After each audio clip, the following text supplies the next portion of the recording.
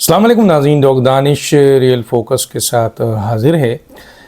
شیخ رشید کو گرفتار کر لیا گیا، اپنے دو جو ان کے بھانجے یا بھتیجے تھے ان کے ساتھ ان کو گرفتار کر لیا گیا۔ شیخ رشید کی گرفتاری جو ہے وہ کہاں سے ہوئی؟ شیخ رشید پنڈی میں ہی بیٹھا ہوا تھا، شیخ رشید پاکستان سے باہر نہیں تھا۔ یہ تاثر دیا جا رہا تھا کہ وہ یو کے چلا گیا ہے۔ ہاں، اس میں کوئی شک نہیں ہے کہ یو کے بھی وہاں اس کی ایک پناہ گاہ ہے۔ شیخ رشید کی اپنا ایک فارم ہاؤس ہے جو اس کی پناہ گاہ ہے، لال حویلی ہے اس کی پناہ گاہ ہے، ایک اور گھر ہے اس کی پناہ گاہ ہے، ایک اور گھر ہے اس کی پناہ گاہ ہے، لیکن وہ وہاں کہیں بھی برآمد نہ ہوا۔ شیخ رشید پہلے بھی ایک دفعہ بیسمنٹ پہ چھپے تھے، ایک بہت بڑے لینڈ مافیا کے گھر کے بیسمنٹ پہ چھپے تھے پہلے، اس سے پہلے جو ہے جب ان کو تلاش کیا جا رہا تھا اور یہ ان کی گرفتاری تھی تو یہ وہاں چھپے ہوئے تھے۔ اس دفعہ بھی یہ جو شیخ رشید صاحب ہیں، صاحب کہنا ان کو تکلیف ہوتی ہے، مجھے یہ شخص انتہائی کہنا چاہیے بگڑا ہوا آدمی ہے، اور اس شخص نے یہ، ویسے تو میں پہلے بتا دوں کہ یہ آپ کے بحریہ ٹاؤن کے ایک جو مالک ہیں ان کے گھر کے بیسمنٹ پہ چھپا ہوا تھا۔ ان کب تک خیر منائے، چھپ کر وہاں سے ٹویٹ کرنا اور ویڈیو جاری کرنا، وہ سب چیز تو ہو رہا تھا، ظاہر انٹرنیٹ کی رسائی تو تھی، لیکن یقیناً جو فون وہ استعمال کر رہا تھا، جو چیزیں استعمال کر رہی تھی، وہ ٹریس اس وقت نہیں ہوئی۔ اس میں کوئی شک نہیں ہے کہ پنڈی کے بحریہ ٹاؤن میں یہ ایک بیسمنٹ پہ بیٹھ کر وہاں سے ساری چیز آپریٹ کر رہا تھا، اور ہمارے ادارے اور ہمارے ایجنسیز کو مکمل طور پر اس بات کا شاید ادراک تھا یا نہیں تھا کہ یہ آدمی وہاں بیٹھا ہوا ہے۔ ظاہر ہے کسی بیسمنٹ پہ آپ چھپ کے بیٹھ جائیں اور آپ کا انٹریکشن بالکل باہر نہ ہو، یمن کے ملازمین سے بھی نہ ہو، لوگوں سے بھی نہ ہو، اور ایک آدھ شخص آپ کو جانتا ہو کہ آپ وہاں پہ بیٹھے ہوئے ہیں، کیونکہ وہ بہت ڈرپوک آدمی ہے۔ عمران خان کی طرح یہ بھی بہت ڈرپوک ہے، شیخ رشید بہت ڈرپوک ہے، کہتا تو ہے کہ یہ جو ہے وہ ہتھڑی میرا زیور ہے اور جیل میری سسرال ہے اور سینے پہ گولی کھاؤں گا، لیکن پچھلے دنوں ہم نے جب اس کو گرفتاری کے بعد دیکھا تو یہ رو رہا تھا، وہاں گڑ گڑا رہا تھا۔ یہ جیل میں جو وہاں کے آپ کے سیکورٹی کے لوگ تھے ان کے سامنے یہ قسمیں کھا رہا تھا، جو ہماری اطلاعات ہیں۔ تو بیسیکلی بہت ہی بزدل آدمی ہے، لیکن اس کو واقعی کیوں گرفتار ہونا چاہیے اور اس کو سزا کیوں ملنا چاہیے؟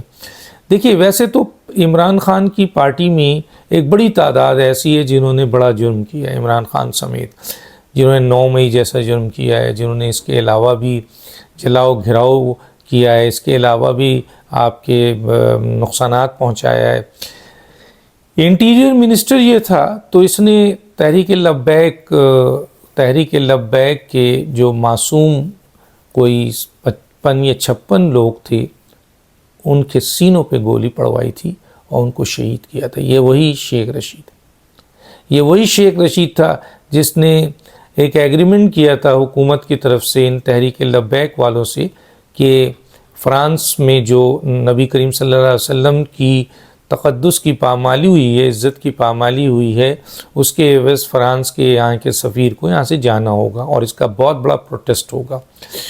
ایک ایگریمنٹ کے بعد جب نہیں گئے اور پھر تحریک لبیک والے اس ایگریمنٹ کو یاد دلانے کے لیے اسلام آباد کی طرف رواں ہوئے تو راستے میں روکا گیا، اور اسی کی منسٹری آف انٹیریئر، اسی کے انسٹرکشن کے اوپر 200 سے زیادہ تحریک لبیک کے جو کارکن ہیں وہ زخمی ہوئے شدید، اور ان میں بہت سے لوگ اپاہج ہو چکے ہیں۔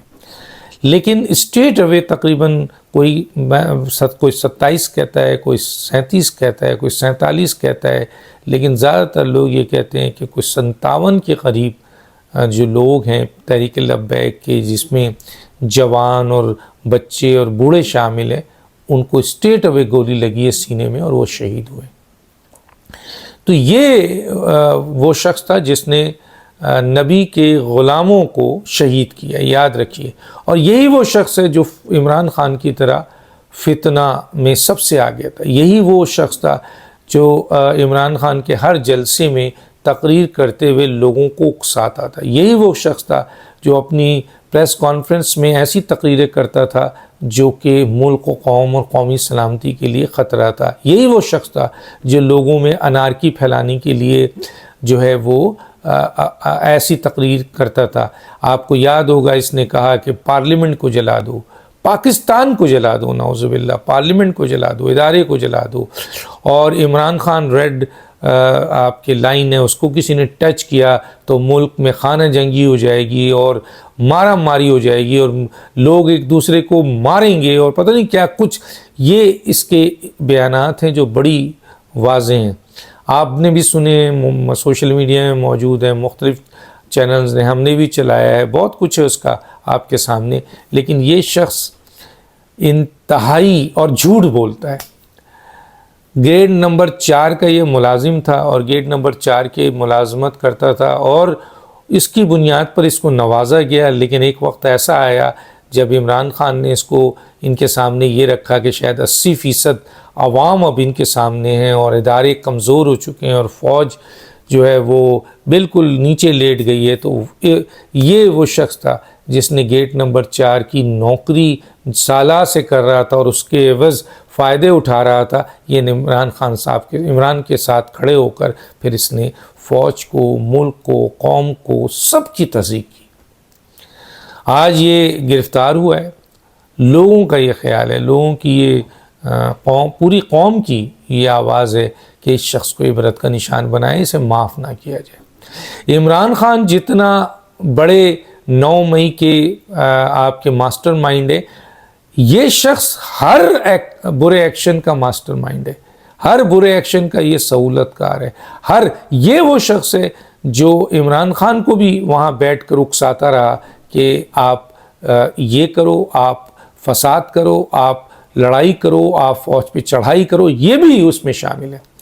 ایسا نہیں ہے کہ صرف مراد سعید یا شہریار آفریدی یا آپ کے محمود الرشید یا وہ خاتون یا دوسرے لوگ شامل تھے۔ یہ شخص بھی اتنے ہی بڑا مجرم ہے جتنا بڑا مجرم عمران خان اور دوسرے لوگ ہیں۔ اس لیے اس بات کی بالکل اداروں کو اور اس کا کیس بھی چلنا چاہیے، کیونکہ اس کے بہت ویڈیو کلپس ہیں، بہت ثبوت ہیں کہ اس نے پاکستان کو توڑنے کی بات کی ہے، پاکستان کو جلانے کی بات کی ہے، پارلیمنٹ پہ کو جلانے کی بات کی ہے، لوگوں کو اکسانے کی بات کی ہے۔ یہ فتنہ ہے اور فتنے کے لیے اللہ تعالیٰ کا حکم ہے کہ سب سے پہلے فتنے کو ختم کیا جائے۔ اور اس سلسلے میں آپ کو پتہ ہے کہ نبی کریم صلی اللہ علیہ وسلم کا زمانہ ہو یا خلفائے راشدین کا، کفار سے پہلے فتنے کو، منافقین کو صاف کیا گیا جو شر اور فتنہ ہے، اور اللہ کا حکم بھی ہے کہ شر اور فتنے کو ہمیشہ کے لیے ختم کر دیا جائے۔